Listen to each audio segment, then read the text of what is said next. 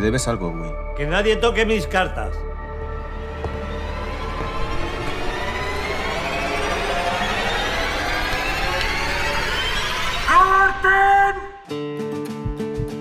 No me gusta. ¿No te gusta el qué? Que este final no es feliz.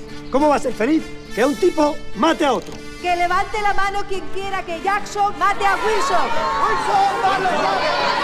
El público quiere venganza y nosotros debemos de servir al público. Pues les vamos a servir un plato mejor. Tranquilo, que solo es una peli. ¿Estás segura? Abrid la prensa. ¿Qué nos encontramos? Violencia, odio, insultos, amenazas por todas partes.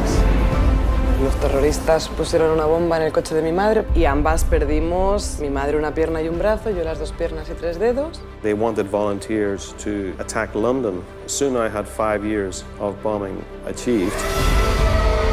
Mon carburant, c'était la haine. Toujours pour être plus fort, pour tuer mon père. ¿De cuántos asesinatos estamos hablando? Con mis propias manos, unas 300 personas.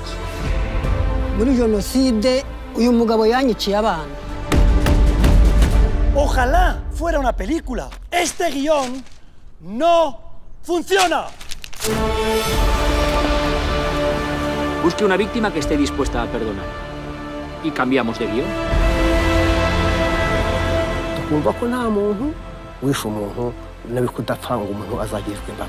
Tú, víctima de una bomba, has abrazado a un hombre que puso bombas a otras personas. Juan Manuel, cuando tú estás en la guerra se te cierra el corazón. La palabra amor tú no la conoces ahí. Tú la vienes a conocer después cuando alguien te abraza y te da perdón.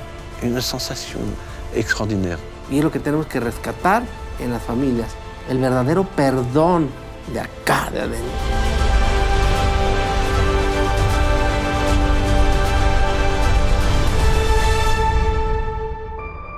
¿Qué final feliz queremos ofrecer a nuestros espectadores? ¿Lo de siempre o algo realmente revolucionario?